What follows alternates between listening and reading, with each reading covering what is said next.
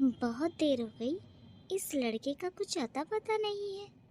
न जाने कहाँ चला गया। मम्मी। अरे क्या हुआ ये तुमको?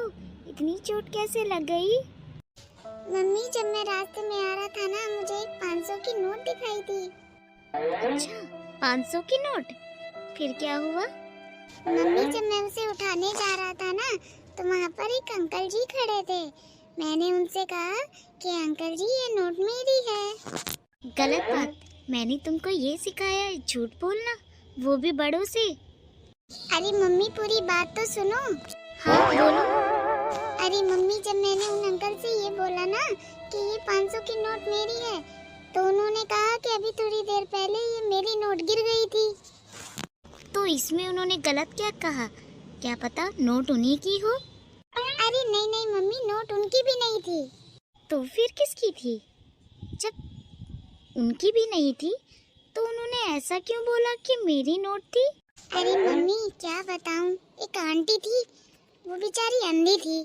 अब वो ना रास्ता ढूंढते ढूंढते ढूंढते बाजार जा रही थी। मैंने उनको देख लिया। उसी वक्त मैंने उनको पैसे निकालते हुए देखा। जब वो पैसे निकाल रही थी ना, तो उनकी 500 की नोट गिर गई थी। अब वो आंटी रुकी तो नहीं थी, क्योंकि दूर थी ना, और मैं भी पहुंचते पहुंचते वहां पर टाइम लग गया। फिर क्या मम्मी, मैंने देखा कि वो अंकल भी उनके पीछे पीछे चल रहे थे, मगर वो उनके साथ के नहीं लग रहे थे। ऐसा लग रहा था जैसे कोई चोर हो।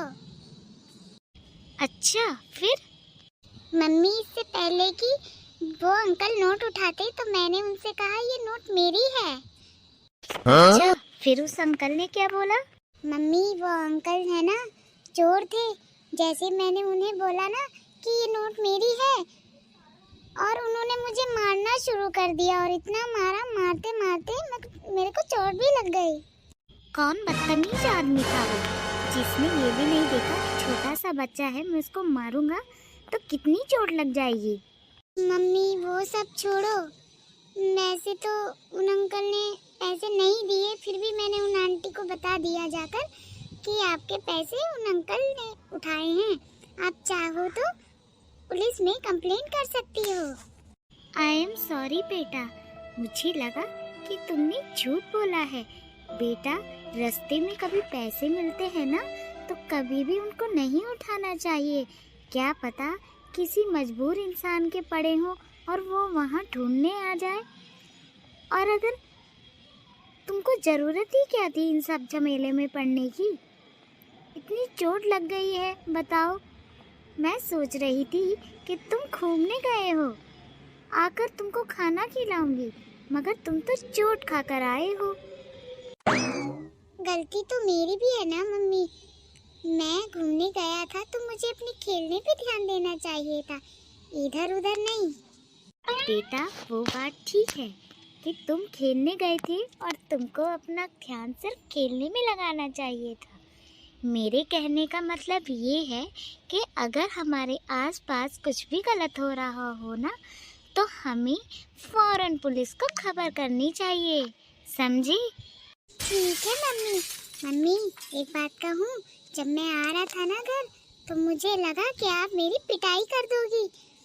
एक तो वैसे ही चोट लगी है, और चोट लग जाती।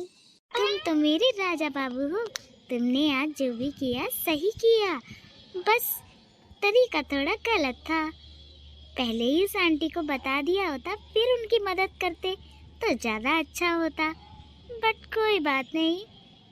चलो बेटा, मैं तुम्हारी दवाई लगा देती हूँ और चलकर गर्मा गर्म खाना खा लो। आज मैंने तुम्हारी पसंद का खाना बनाया है, ठीक है?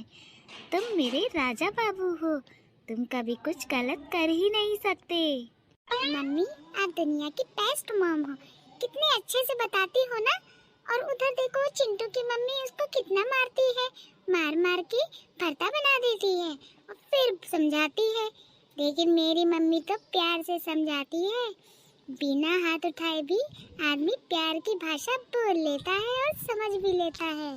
हाँ बेटा, तुमने सही कहा। हमको बिना हाथ उठाए भी प्यार की भाषा बोलनी चाहिए, ताकि हम अपने हाथों को सही जगह इस्तेमाल कर सके, किसी के चेहरे पे नहीं है।